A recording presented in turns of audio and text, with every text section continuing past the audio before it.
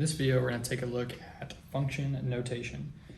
The notation f of x is another name for y. So up to this point, you might have seen functions written as y equals. So for example, y equals 2x plus 8, where y is the output value and x is the input value.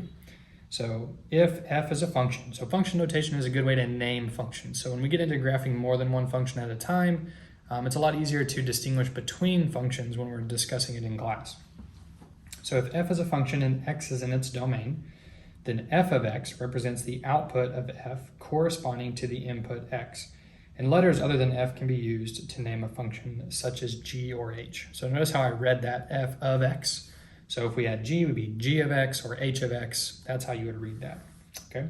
So a couple things that we're gonna do here. First thing we're gonna do on example 1 is just evaluate. So we're gonna evaluate f of x equals negative 2x minus 5 when x is 5 and when x is negative 5. So when they say when x is 5, we're gonna find the f of 5. So all we do is we take 5 and we plug it in for x. So we say negative 2 times 5 minus 5. So negative 2 times 5 would be negative 10, and negative 10 minus 5 would be negative 15. Okay, so the f of 5 is negative 15. So we could also write that as a coordinate point because remember x was 5. So this would be 5 comma negative 15. Okay. All right, and also when when x is negative 5. So we do negative 5, we substitute negative 5 in for x now. Negative 2 times negative 5 would be positive 10, and 10 minus 5 would be 5. So the f of negative 5 would be 5. Okay.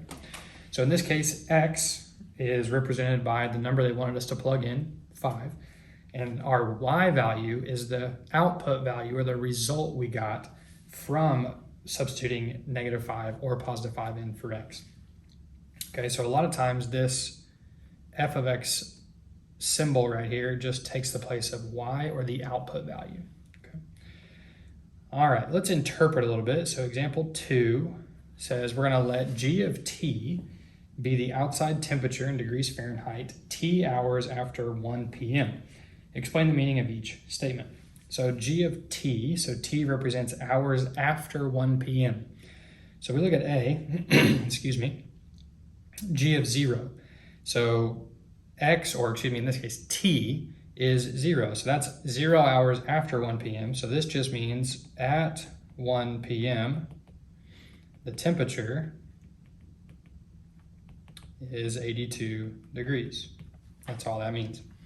For B, it says the g of 4 is equal to x, okay? So g of 4, that would be 4 hours after 1 p.m. So that would be at 5 p.m. So we'll put a comma here. The temperature is just x degrees. We don't know, right? It's just x degrees Fahrenheit. Based on what they've given us, we don't know. And the last one, C. So the g of 2 is greater than the g of 7. So that means 2 hours. So that would be 2 hours after 1 p.m. At 3 p.m., the temperature is greater than 7 hours after 1 p.m. than 8 p.m. Okay, so that's how we can kind of interpret some of those in function notation.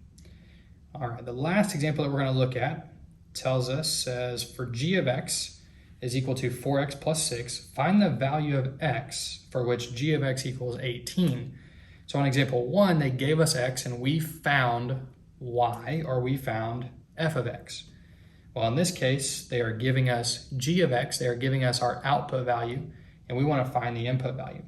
So all we do, notice this says g of x equals 18, this is g of x, so we can take 18 and we can plug it in for g of x. Okay, let me make that a little bit clearer. We're not plugging it in for x, we're plugging it in for g of x, the entire output value there. So instead of saying g of x equals 4x plus 6, we're going to say 18 equals 4x plus 6, and now we just solve this two-step equation for x.